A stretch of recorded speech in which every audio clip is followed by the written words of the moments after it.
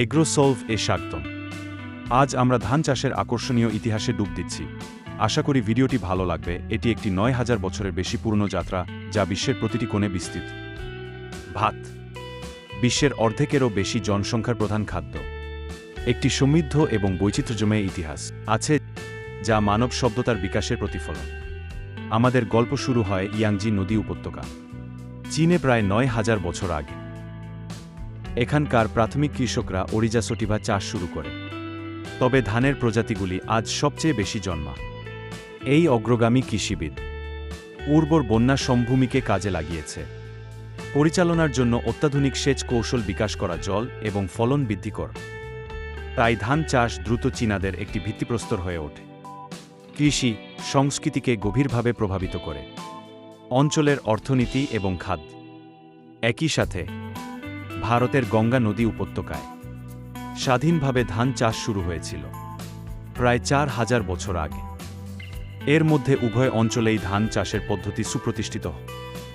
ভারতীয় উপমহাদেশ ধান চাষের নিজস্ব পদ্ধতি তৈরি করেছে, মৌসুমী জলবায়ু এবং বিভিন্ন প্রাকৃতিক দুর্যোগের সাথে অভিযোজিত। বিভিন্ন অবস্থার উপযোগী করে ধানের জাত প্রজনন করা হয়েছিল উর্বর সমভূমি থেকে।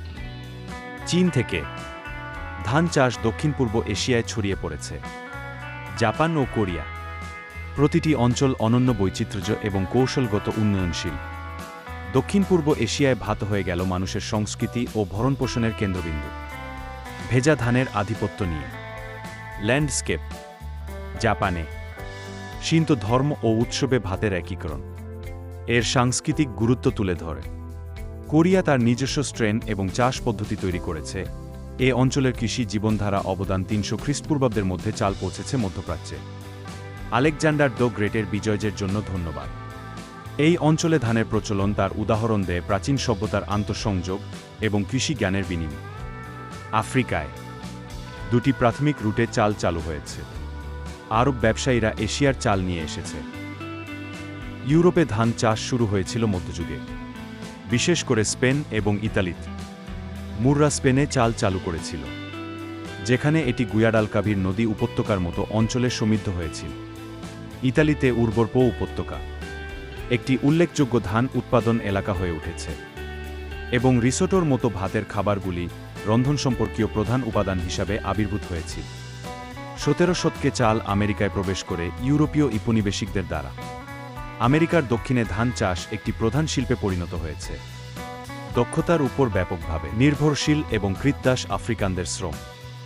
দক্ষিণ ক্যারোলিনা এবং জর্জিয়ার নিম্নদেশের অঞ্চলের জলাভূমি সহ ভূদৃশ্য ধান চাষের জন্য আদর্শ প্রমাণিত। আফ্রিকান কৃষি জ্ঞান এবং কৌশল ধান আবাদের সাফল্যের সহায়ক ছিল। একটি সমৃদ্ধ অর্থনীতি ভিত্তিক নেতৃত্বে চাল রপ্তানির উপর বিংশ শতাব্দীর মাঝামাঝি সবুজ বিপ্লবকে চিহ্নিত করে। অধিক ফলনশীল জাত আনা, উন্নত সেচ ও যান্ত্রিকীকরণ, ধান চাষকে কম শ্রমে রূপান্তরিত করা, এবং আরও উৎপাদনশীল জাতের উদ্ভাবন, যেমন ইরো-৮ এর উন্নয়ন। একটি অধিক ফলনশীল ধান যাহোক বর্তমানে আধুনিকতার সাথে যুক্ত পরিবেশগত এবং সামাজিক চ্যালেঞ্জগুলিকেও তুলে ধরে কৃষি চর্চা। আজ ধান চাষ স্থায়িত্বের মতো চ্যালেঞ্জের মুখোমুখি। জলবায়ু পরিবর্তন এবং পরিবেশ সংরক্ষণের সাথে উৎপাদনশীলতার ভারসাম্য বজায় রাখা, জেনেটিক গবেষণায় উদ্ভাবন এবং টেকসই অনুশীলন ভবিষ্যতে আরও সহজ করে তুলবে। খরা প্রতিরোধী বিকাশের প্রচেষ্টা এবং বন্যাসহনশীল ধানের জাতগুলির লক্ষ্য জলবায়ু পরিবর্তনের প্রভাব প্রশমিত করা। এর প্রাচীন উৎস থেকে আধুনিক অগ্রগতি আজ ধান সভ্যতাকে বিশ্বব্যাপী রূপ দিয়েছে এবং তা অব্যাহত রয়েছে। আমাদের বিশ্বব্যাপী খাদ্য ব্যবস্থার একটি গুরুত্বপূর্ণ অংশ হচ্ছে ধান। বর্তমানে আন্তর্জাতিক ধান গবেষণা ইনস্টিটিউট বাংলাদেশে। বাংলাদেশ ধান উৎপাদনে সারা বিশ্বে পঞ্চম। বাংলাদেশে ধান আগমনের ইতিহাস জানতে চাইলে কমেন্টে বলে যাবেন। এতক্ষণ ধৈর্য সহকারে ভিডিওটি দেখার জন্য ধন্যবাদ।